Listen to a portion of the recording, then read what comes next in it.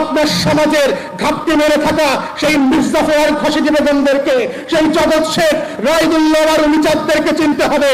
কারা কারা কোন দলে, তারা আগামী দিনে আওয়ামী লীগকে নির্বাচনে চায়, জাতীয় পার্টিকে নির্বাচনে চায়, তার মধ্য দিয়ে এসালামের টাকায় আওয়ামী লীগকে পুনর্বাসন করতে চায়, আমাদের 1400 শহীদের রক্তের সাথে গাদ্দারি করতে চায়। পরাধীন হবার ইতিহাসও কিন্তু পৃথিবীর মানচিত্রে আছে। বেশি দূরে যেতে হবে না, ভারতের ভিতরে সিকিমের দিকে তাকান, 75 পর্যন্ত তারা কিন্তু স্বাধীন রাষ্ট্র ছিল। হায়দ্রাবাদের দিকে তাকান, শত শত বছর ধরে এই ভারতবর্ষের সবচেয়ে ধনী মহারাজা ছিল। ভুটানের দিকে তাকান, বিহার স্বাধীন রাষ্ট্র ছিল। পাঞ্জাবের দিকে তাকান, স্বাধীন প্রভিন্স ছিল। জুনাগড়ের দিকে তাকান, গোয়ার দিকে তাকান। এইরকম শত শত প্রিন্সলি স্টেট কিভাবে গত 100 বছরের ভিতরে, গত 80 বছরের ভিতরে ভারত কিভাবে দখল করে নিয়েছে, সেই ইতিহাস যদি আপনি না জানেন তাহলে মনে রাখবেন, নিজের অজান্তে আপনার স্বাধীনতা বিক্রি করে দেবে। আপনার ভোটে নির্বাচিত এমপি মন্ত্রীরা বিভিন্ন ব্যানারে ব্যানারে আসবে, জাতীয়তাবাদের কথা বলবে, ইসলামী মূল্যবোধের কথা বলবে, আবার আওয়ামী রাজনীতির পুনর্মানের কথাও বলবে। এসালামের টাকা শুধু হাসিনা খায় না, বাংলাদেশের বর্তমানের অনেক রাজনৈতিক দলের অনেক রাজনৈতিক নেতারাই এসালামের টাকায় ব্যবসা করছেন, খাচ্ছেন, যাচ্ছেন, ছেলে মেয়েদেরকে দেশে বিদেশে পড়াচ্ছেন। অতএব এই জায়গাতে মাথায় রাখতে হবে 1757 সালের 23 জুন কিভাবে এই স্বাধীন নবাবী বাংলার পতন ঘটেছিল। কারা কারা আজকে আমার আপনার মধ্যে বাস করে মির্জাফরের রোল প্লে করছে, কারা কারা আপনার আমার মতো কাপড় পরে উমিচাঁদ আর জগৎ শেখের রোল প্লে করছে, কারা কারা জাতীয়তাবাদী আর ইসলামী দলগুলোর ভিতরে বাস করে খসিজি বেগমের রোল প্লে করছে, কৃষ্ণপদ রায় চৌধুরীর মতো করে বাংলাদেশকে বিক্রি করে দিচ্ছে।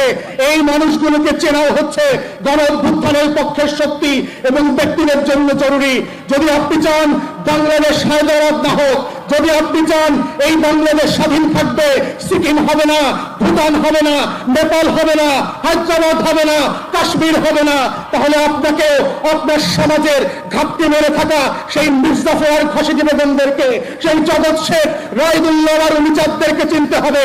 কারা কারা কোন দলে, তারা আগামী দিনে আওয়ামী লীগকে নির্বাচনে চায়, জাতীয় পার্টিকে নির্বাচনে চায়, তার মধ্য দিয়ে এসালামের টাকায় আওয়ামী লীগকে পুনর্বাসন করতে চায়, আমাদের 1400 শহীদের রক্তের সাথে গাদ্দারি করতে চায়, শহীদ সাদের রক্তের সাথে বেঈমানি করতে চায়, মুক্তের রক্তের সাথে, আবু সাঈদ আল-নাফিয়ানের রক্তের সাথে গাদ্দারি করতে চায়। সেই গাদ্দারদেরকে আপনাকে চিনতে হবে। যদি মনে করে থাকেন নীরবে নিভৃতে বাসায় বসে, টিভিতে বসে সোফা দেখবেন আর টকশো দেখবেন, দেখতে দেখতে আজাদির পতাকা হারিয়ে যাবে। ঘুম থেকে উঠে দেখবেন ভিন্ন রঙের কাপড় পরে আপনার পুলিশ, আপনার বিডিআর অন্য দেশের মানুষের হয়ে গান গাইছে। টেলিভিশন খুলে দেখবেন জাতীয় সঙ্গীত পরিবর্তন হয়ে গেছে। এইভাবেই দুনিয়াতে শত শত বছরের আজাদির লড়াই পরাধীনতায় পর্যবেসিত হয়েছে। তাই গণ অভ্যুত্থানের পক্ষের শক্তি যারা বাংলাদেশকে ভালোবাসেন, লাল সবুজের পক্ষের মানুষ, আপনাদেরকে মাথায় রাখতে হবে তারা আজকে বিভিন্ন ব্যানারে বিভিন্ন ভাবে আওয়ামী লীগকে ফিরিয়ে আনতে চায়, এসালামের টাকায় জাতীয় পার্টির নির্বাচন করতে চায়। ওরা বাংলাদেশের মানুষ না, ওরা দিল্লির গোলাম।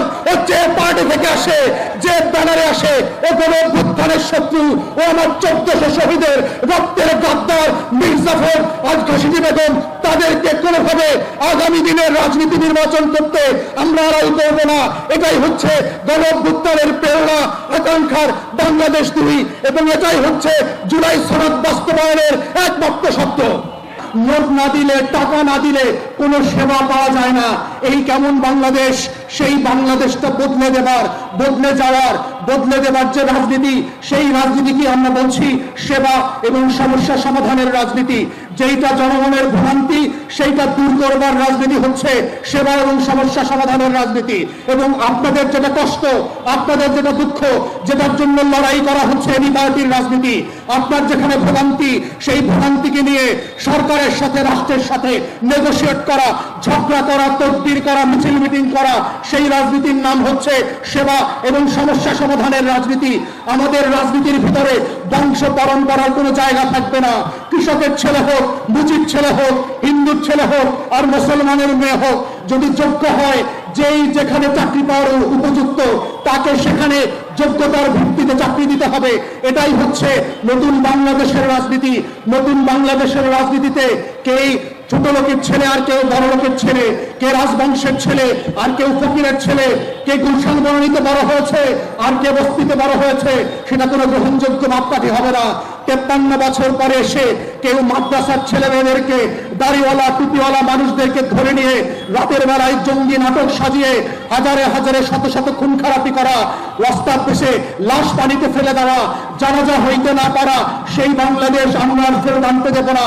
এই বাংলাদেশে যে নামে যে রাজনীতি করতে চান করতে পারবেন, গণতন্ত্রের মূল্যবোধ মেনে সবাই সবার সমালোচনা করবেন, প্রতিপক্ষের যুক্তি তর্ক দিয়ে প্রতিপক্ষকে হারাতে হবে, কিন্তু গণতন্ত্রের মূল্যবোধের বাইরে কাউকে স্ল্যাং বলা, অপদস্থ করা, কোনো মিথ্যা ভাষা দিয়ে, অশ্রাব্য ভাষা দিয়ে, নিউ ইয়র্কে যেটা ছাত্রলীগ যুবলীগ নামক বদমাইশরা করেছে, এই ভাষার রাজনীতি বাংলাদেশে আমরা দেখতে চাই না। আমরা গণতন্ত্রের রাজনীতি দেখতে চাই। সব রাজনৈতিক দল গণ অভ্যুত্থানের পক্ষে শক্তিগুলো মিলে আমরা সেই বাংলাদেশ গড়ব, এবং সেই বাংলাদেশটা করতে হবে। সাম্প্রতিক সময়ে ঐকমত্য কমিশনে আমরা সবাই আলোচনা করে যে জুলাই সনদ তৈরি করেছি, সেই সনদ বাস্তবায়নের মধ্য দিয়ে, যেই সনদের মধ্য দিয়ে, বাস্তবায়নের মধ্য দিয়ে আগামী গণ অভ্যুত্থানের বাংলাদেশটা বিনির্মিত হবে। যেই সনদের ভিত্তিতে আগামী ফেব্রুয়ারিতে নির্বাচন হবে, সংসদ গঠিত হবে, আইন পরিবর্তন হবে, সনদকে বাস্তবায়ন দেওয়া হবে, এবং যেই সনদের মধ্য দিয়ে গণ অভ্যুত্থানের যে আকাঙ্ক্ষা ছিল, যে আকাঙ্ক্ষার জন্য এবি পার্টি গত 6 বছর ধরে লড়াই করছে, ফ্যাসিবাদের বিরুদ্ধে কথা বলেছে, আন্দোলনের সংগ্রামে জনগণের পক্ষে আওয়াজ তুলেছে, গণতন্ত্রের মুক্তির লড়াইয়ের জন্য কথা বলেছে, বিএনপি, জামায়াত ইসলামী আন্দোলন থেকে, হেফাজত থেকে শুরু করে বাংলাদেশের মুসলিম জনগোষ্ঠীর পক্ষে কথা বলেছে, লড়াই করেছে। সেই রাজনীতির নাম হচ্ছে নতুন বাংলাদেশ পন্থী রাজনীতি। এই বাংলাদেশ পন্থী রাজনীতির জায়গাতে হচ্ছে এবি পার্টি সমস্যা সমাধানের রাজনীতিকে ইন্ট্রোডিউস করে যেই রোল মডেল কান্ট্রি করতে চায়, সেই দেশটার নাম হবে কল্যাণ রাষ্ট্র। যেই রাষ্ট্রে আপনার ছেলে মেয়েদেরকে আমাজনের জঙ্গলে 3 মাস পাড়ি দিয়ে আমেরিকাতে অবৈধভাবে ঢুকতে হবে না, সাইবেরিয়ার বরফ পণ্ডিত মেসিডোনিয়া এবং সেন্ট্রাল এশিয়াতে থেকে মাসের পর মাস কঙ্কাল হয়ে পড়তে হবে না, সেই বাংলাদেশটা আমরা তৈরি করতে চাই। এবং সেই বাংলাদেশ তৈরি করতে আপনাদের মানিকগঞ্জবাসীর পক্ষে আমরা আহ্বান করছি, আপনারা শরিক হন, সবাই মিলে এই লড়াইতে শরিক হয়ে নতুন একটা রাষ্ট্র এবং রাজনীতি বিনির্মাণ করবার মধ্য দিয়ে আমরা বাংলাদেশটাকে বদলে দিতে চাই। মুক্তিযুদ্ধের বাংলাদেশকে নিয়ে আসতে চাই, গণ অভ্যুত্থানের বাংলাদেশকে নিয়ে আসতে চাই, নবাব সলিমুল্লাহর সেই শতবর্ষের অধিকারের বাংলাদেশটাকে ফিরায় আনতে চাই।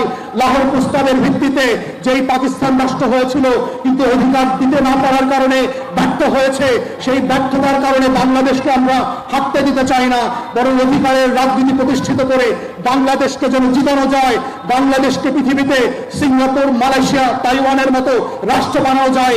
সেই রাষ্ট্র বানানোর লড়াইয়ের নাম হচ্ছে এবি পার্টি, কল্যাণ রাষ্ট্র, অধিকারের রাজনীতি, সেবা ও সমস্যা সমাধানের